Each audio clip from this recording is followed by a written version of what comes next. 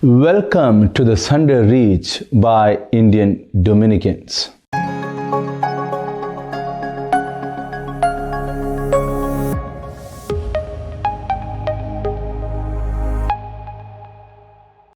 From the book of Genesis to the story of the Holy Family in the Gospels, the Bible presents how God's purpose is revealed and fulfilled in a family context. The Holy Family is a lamp lit on a mountain from which every family can draw light and find its way forward. Lessons from various family accounts. After the creation of man in his image and likeness, God intended the creation of a family by creating Eve out of the rib of Adam, who is the bone of his bone and flesh of his flesh. Genesis chapter 2:23. All through the Bible, wherever there is a reference to a family, there is a lesson for the future families. Abraham's family is a witness of God's faithful covenant with the entire human family, that his blessings would extend to Isaac, Jacob, and all subsequent generations, even up to our own times. The couple who prayed for children had miraculous childbearings, revealed that the children are not the parents' rights but are God's true gifts. Even if dysfunctional elements in the family like sibling rivalry, favoritism, but God redeems, reconciles, and transforms every brokenness into something beautiful and worthy. Just like God holds the entire universe in his being, he keeps the family in his bosom. Job's family life shows how a family can endure the most severe sufferings and yet be blameless before God and consequently victorious even over the sufferings. The Bible has many instructions on family life, the dignity of love between husband and wife, parenting and the obedience of children. You can see Ruth chapter 1, Proverbs chapter 1:8 and 22:6, Ephesians chapter 6:4. All these aspects reveal the reality of the complexities of family life and how God intends to achieve his purpose through these imperfect families, but vessels of God's blessings and mercy. Among all these families in the Bible, the Holy Family is presented as the model for all families. All the rest of the families manifest some portion of divine goodness, and the Holy Family shows the splendor of divine goodness. God brought forth Adam and Eve to show us how much he loves each of us, and he brought forth the Holy Family of Nazareth to tell us how much the Holy Trinity loves the human family. Paul VI terms the Holy Family as the School of Nazareth. The home of Nazareth is the school where we begin to understand the life of Jesus, the school of the gospel. The Holy Family is a place of love, simplicity, and holiness, mirroring the Trinity's love, simplicity, and holiness. These qualities emerge from Mary and Joseph's charism and orientation that formed Jesus from a tiny infant to a mature adult, growing both in love, wisdom, and age. Love is the commandment Jesus would give later on. You shall love the Lord your God with all your heart and with all your soul and with all your mind and with all your strength. The second is this: you shall love your neighbor as yourself. There is no other commandment greater than this. Mark chapter 12, 30-31. Without love, the family is not a community of persons, and in the same way, without the love, the family cannot live, grow, and perfect itself as a community of persons. From the document Familiaris Consortio number 18.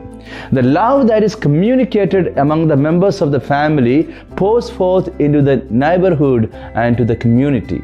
And Jesus increased in wisdom and stature and in favor with God and man. Luke chapter 2:52.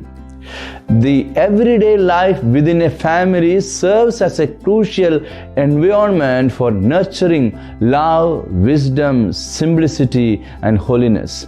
Divine love is incarnated in human love through Jesus and extended to family love in the Holy Family. Every family that considers the rest of the members are meant for love, loving and lovable, then there is a real experience of what constitutes the Holy Family. The Holy Family struggles made them aware of their vocation to be the communion of persons of love. The School of Nazareth holds a special significance as it was where Jesus spent his formative years. Within this everyday life context, Jesus learned and taught the values that later comprised the gospel. Jesus learned from Mary and Joseph, and he too taught them the lessons of humility, the kenosis. He lived in the Godhead.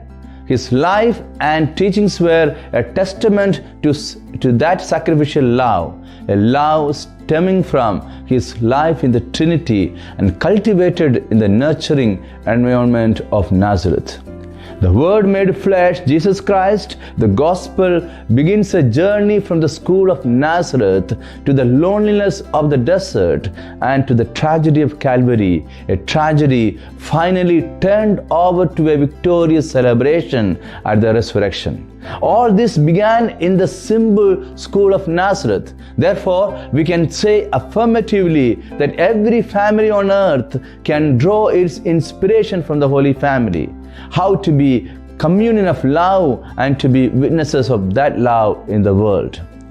Every family on earth undergoes moments of joy, sorrow, progress, struggles, sufferings, challenges and brokenness, yet the family can move on with a God-given vocation to be the Trinity's mirrors on this earth.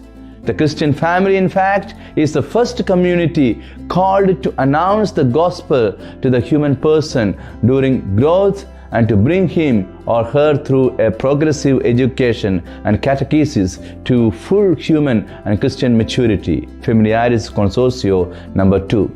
It is rightly called a miniature church or a domestic church by St. Augustine. The family is the first and the best place a newborn can be introduced to the best aspects of one's personality, character, talents, and faith formation. It is exceedingly realistic that a family that safeguards their values from the very beginning would never lose it, even if its members have shortcomings. We must have heard many instances of people reiterating how their childhood, faith and prayer life in their families helped them sail through challenging situations in their later lives. The Holy Family encountered numerous challenges while safeguarding the dignity and life of the newborn child Jesus. Guided by divine intervention, they managed to outwit an arrogant and cruel ruler. Matthew chapter 2, 13-15. Endured the hardships of displacement and migration. Matthew chapter 2, 13-15. Persisted in the face of indifference.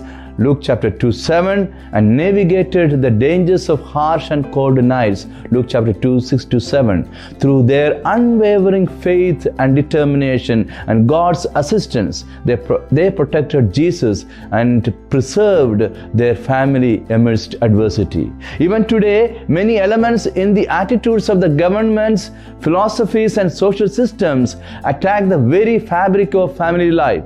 Some of the laws that diminish the power of the sacrament of marriage, the philosophies that encourage divorce, abortion, and wars that displace families from their homeland and dear and near ones are all sad testimonies of a world that does not stand for families.